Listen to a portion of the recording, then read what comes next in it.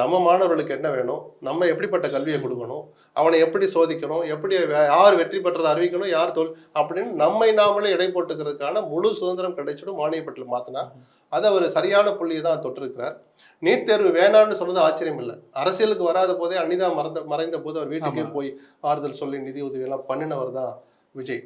அதனால அவர் எடுத்த ஸ்டாண்டு பொதுமக்களுடைய உணர்வுகளோடு ஒத்து போகுதுன்னு எடுத்துக்கலாம். அதை தாண்டி அரசியல்ல அப்ப இவர் திமுகவோட அப்படிலாம் நான் பேசணும் அவசியம் இல்லை.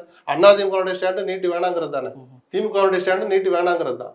அப்போ ஒரு யார் கூட கூட்டிட்டு போறான்னு இப்ப அதை போய் அரசியல்ல எல்லாத்தையும் புகுத்தணும்னு அவசியம் இல்லை. முதல் முறையாக வாய் திறந்து பேசியிருக்கிறார்.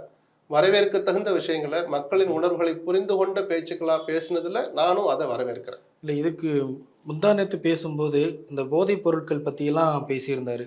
அதில் ஆளுங்கட்சியை மென்மையாக சாடுற மென்மையானா அது ரொம்ப கடுமையா நான் திமுகவுக்கு ஒரு சவால் விடுகிறேன் அப்படின்னு பேசுற மேடை அது அல்ல. அதுவும் இதே கல்வி சம்பந்தப்பட்ட விஷயம், அதனுடைய தொடர்ச்சியானது. அன்னைக்கு கொடுக்க முடியாத மாவட்டங்களை இன்னைக்கு கொடுத்து பரிசுகள் கொடுக்குற விழா தான் இன்னைக்கு நடக்குது. அப்ப அந்த மேடையில் எப்படி நீங்க அரசியல் பேசுவீங்க? ஆனா அதுல சொல்ல வேண்டிய அறிவுரையை சொன்னாருன்னு தான் நான் பாக்குறேன்.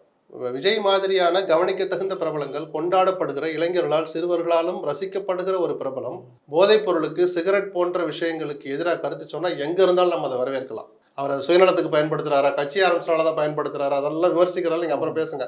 ஒரு பிரபலம் ஒரு தீய விஷயத்துக்கு எதிராக ஒரு கருத்தை சொன்னால் எதற்காக சொன்னாலும் நம்ம அதை வரவேற்கலாம்.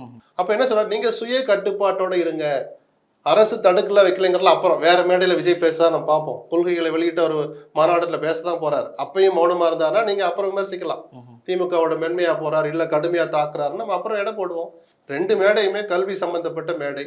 அதுல இளைஞர்களுக்கு அறிவுரை சொல்ற மாதிரி மாணவர்கள் இந்த வயசு தான் பத்திக்கிற வயசு, நீங்க சுய கட்டுப்பாட்டோட இருங்கன்னு சொன்னது ஒரு நல்ல அறிவுரையா தான் நான் பாக்குறேன். அப்ப சினிமால நீங்க சிகரெட் பிடிக்கலையா, அதை இனிமேல் நடிக்கவே மாட்டேன்னு இருக்காரு, இன்னும் ஒரு படம் தான் நடிக்கிறேங்கிறார்.